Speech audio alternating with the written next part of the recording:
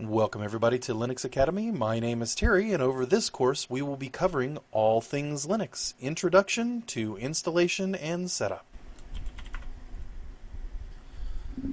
Alright, so finally we're going to take a look at how do you run Windows applications on your Linux desktop. Well, the short answer is you can, kind of.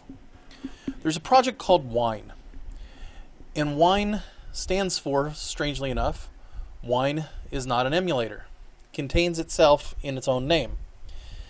Wine is an attempt by the community to re-implement all of the APIs and DLLs and libraries that Windows applications rely on to run at an operating system level. So it's a complete rewrite from scratch of all of the system libraries that Windows applications use. Now, by no means is it complete. In fact, getting Wine applications to run is largely hit and miss. You pretty much have to try a Windows application to see if it'll work.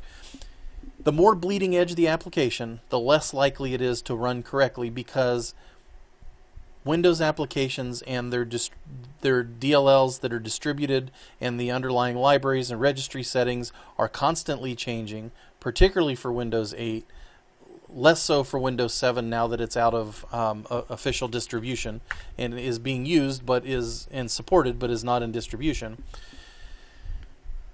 The less likely that your application will run. Having said that, a large number of games are run just fine in Wine. In fact, the most popular game in the United States, being World of Warcraft, runs great in Wine. In fact, there are entire sites dedicated to running World of Warcraft and its various incarnations in Wine in Linux and seeing how it works. So once we install Wine, and in this case, again, since Wine is a very large install, it's about 500 megabytes in size to download and install. I've already installed it for us, but if we did a sudo apt-get install Wine, it would pull down and install everything that we need. And if we go to our launch bar, we can configure Wine. Configuring Wine means we're going to add applications, drives, etc. We have an opportunity here to add different libraries, graphics settings, desktop integrations, etc. These are all very advanced topics.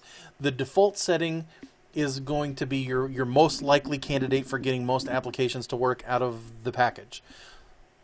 So what we're going to do is we're going to add an application as if it were running in Windows XP, Vista 2008-7. In our case, let's go ahead and run application in Windows 7.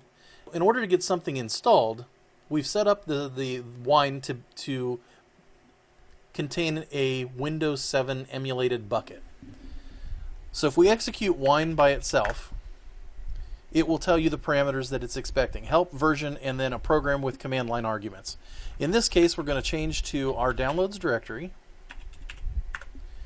We're going to look for the executable itself, and we're going to run Wine and then Firefox.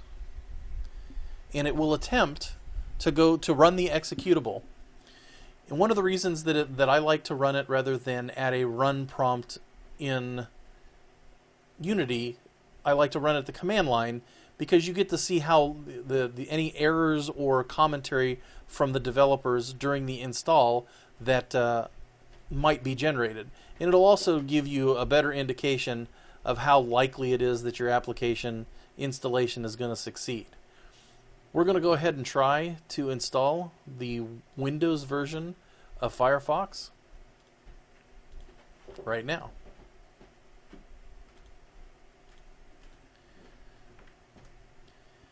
Now the install completed with very few errors, and in fact they seem to be mostly commentary. And Firefox is notorious for being as self-contained as possible in terms of a browser. So we're going to set it up. We're not going to import anything. And voila! Firefox, the Windows version of Firefox, is up and running. Now if we compare and contrast that to the version of Firefox that we have running natively, they look pretty similar. There's some UI differences here.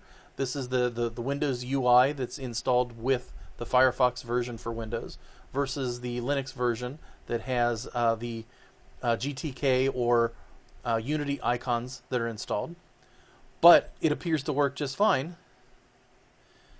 including Flash support. Now keep in mind that although Wine is not an emulator, it really is an emulator in terms of the underlying operating system DLLs.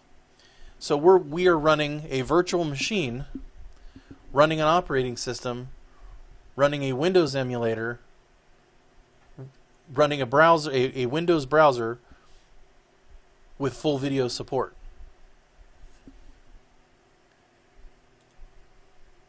We'll go ahead and close Firefox.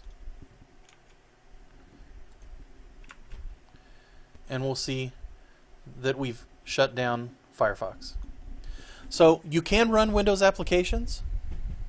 You can sit and all I did was go to the Firefox site, Mozilla, and downloaded the Windows version of Firefox. There are other applications that you can try once you've installed Wine, and then you can run them on your Linux desktop natively.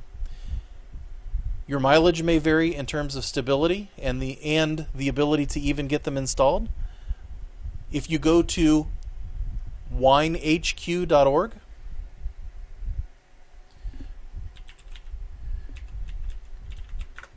which is where Wine is at,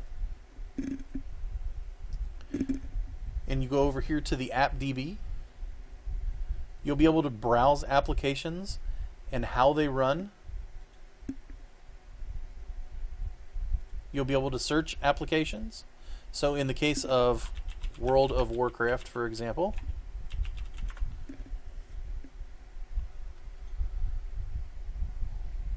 World of Warcraft and its various versions, since version 4.3 up to Siege of Orgrimmar, has Platinum support. And Platinum support means that installation works correctly, updating works correctly, networking works correctly, there are no show-stopping visual artifacts related to World of Warcraft, and that it runs without causing errors. So you'll be able to get that information at winehq.org at the AppDB tab. So that's one way to run Windows applications on your Linux desktop. My name is Terry for Linux Academy, brought to you by Pinehead TV.